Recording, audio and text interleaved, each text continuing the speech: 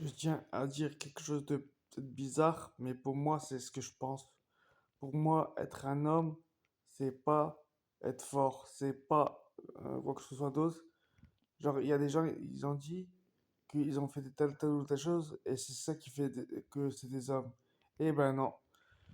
Car certaines personnes ont fait des choses parce qu'ils n'avaient pas le choix. Ils avaient des pères, des mères, des trucs, des choses qui ont poussé ces personnes à faire ces choses-là. Et pour moi, un vrai homme, c'est quelqu'un qui fait des trucs alors qu'il a le choix de pas le faire. Moi, pour ma part, j'ai fait des choses dans ma vie, alhamdulillah, des grandes choses, et pourtant, je n'étais pas obligé de les faire. Je n'étais pas obligé d'aller dans des endroits où je suis allé, j'ai pas fait, j'étais pas obligé de faire des sports, certains sports, j'étais pas obligé de faire certains travails, et pourtant, je l'ai fait car je me suis auto-obligé à les faire.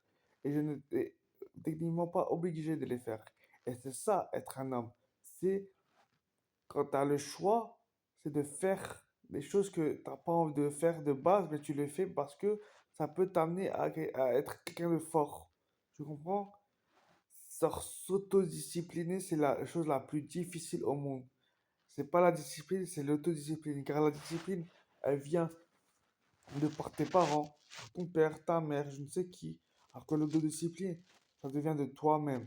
Genre parfois t'as pas envie, il fait froid, on est en hiver, tu viens du boulot, tu viens, genre au boulot il s'est passé des choses mauvaises et tu vas au sport, à la lutte par exemple, et tu perds encore à la lutte.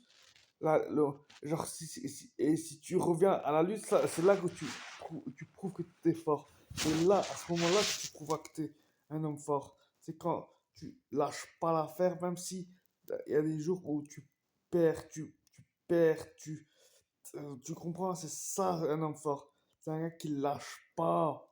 Il lâchera jamais. Tant qu'il y a de la vie, il y a de l'espoir. Tant qu'il y a de la vie, il lâche pas. Moi, je lâcherai le jour où je poserai mes deux pieds au paradis, comme l'imam Ahmed l'a dit.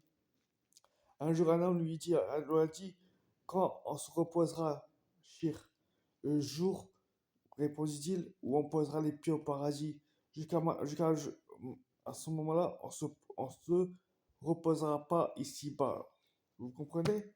On ne se reposera jamais ici-bas. Et je n'ai pas envie de me reposer même, car le repos, il doit être mérité. Et pour moi, il n'y a que le paradis qui, ne, qui peut être mérité, car c'est Allah qui a décidé de me mettre au paradis. Vous comprenez? Assalamu alaikum. Hasta luego.